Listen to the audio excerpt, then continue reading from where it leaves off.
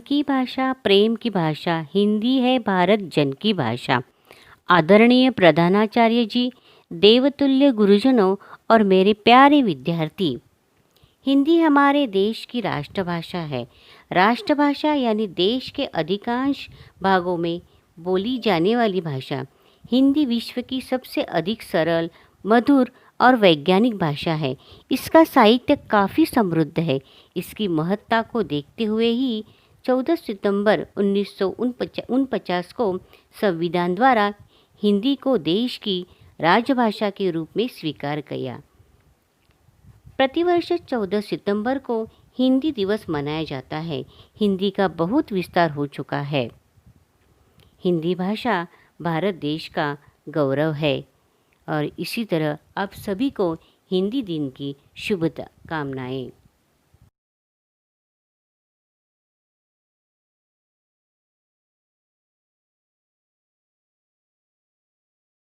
हिंदी का बहुत विस्तार हो चुका है। दक्षिण भारत के लोग भी हिंदी को पढ़ने सीखने में उत्साह दिखा रहे हैं। अंतर्राष्ट्रीय स्तर पर भी हिंदी का काफ़ी प्रचार हो रहा है। Mauritius, Fiji, त्रिनिडाद, Suriname, Guyana, Canada, England, Nepal आदि देशों में हिंदी बोली जाती है। वहाँ की भाषाओं से प्रभावित होकर इसके अनेक रूप विकसित हो रहे हैं। आज हिंदी के सामने कुछ चुनौतियाँ हैं। विदेशी भाषा अंग्रेजी को अधिक महत्व देने वाले उसी के पठन पाठन पर बल देते हैं, हिंदी को नहीं। यह दुर्भाग्य की बात है। किसी भी देश की राष्ट्रभाषा राष्ट्र को एक सूत्र में बांधने की शक्ति रखती है। इसलिए देश हित में एक भाषा में काम करना अनिवार्य है। हिंदी इस भूमिका को निभाने हेतु तैयार खड़ी है। ज़रूरत है अपनी संकीर्ण विचारधारा को त्याग कर इसकी उन्नति में सहायक बनना। तभी राष्ट्रभाषा हिंदी को भी संयुक्त राष्ट्र की मान्य भाषा सूची में स्थान मिल सकेगा।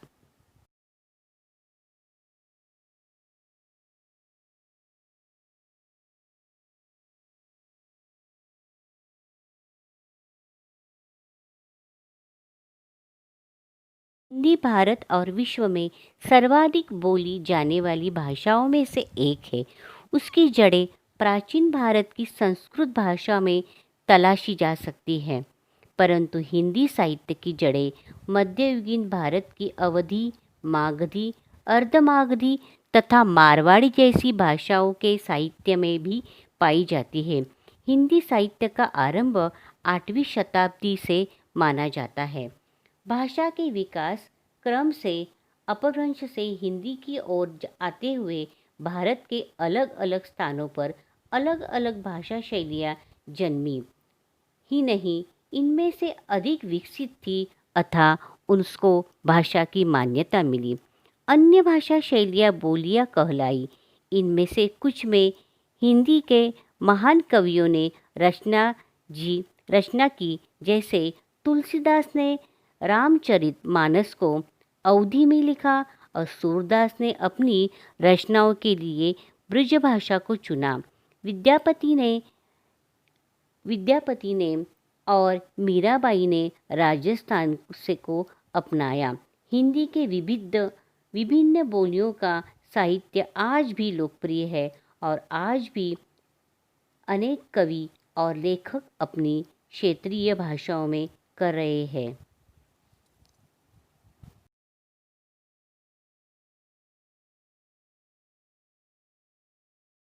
हिंदी साहित्य में अनेक लेखकों एवं कवियों का महत्वपूर्ण योगदान है, जैसे महादेवी जी वर्मा, रामधारी सिंह दिनकर, मैथिली शरण गुप्त, भारतेंदु हरिश्चंद्र, सोहनलाल द्विवेदी, प्रेमचंद।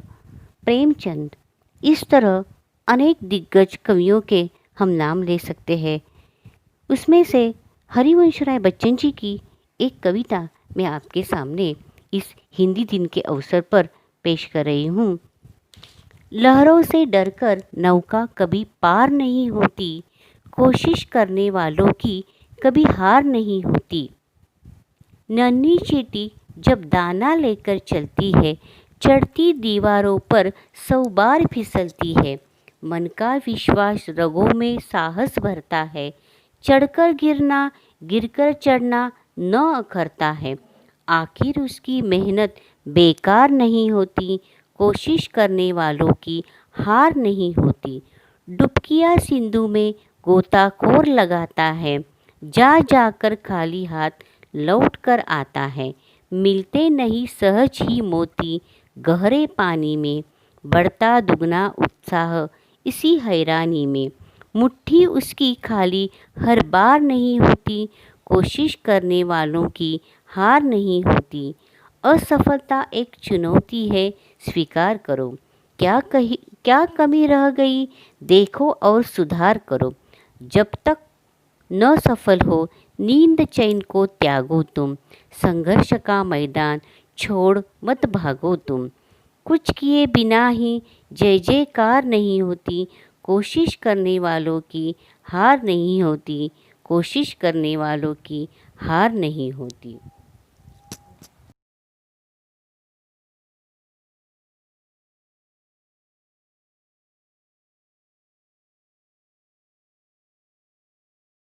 हिंदी भाषा हमारा अभिमान है।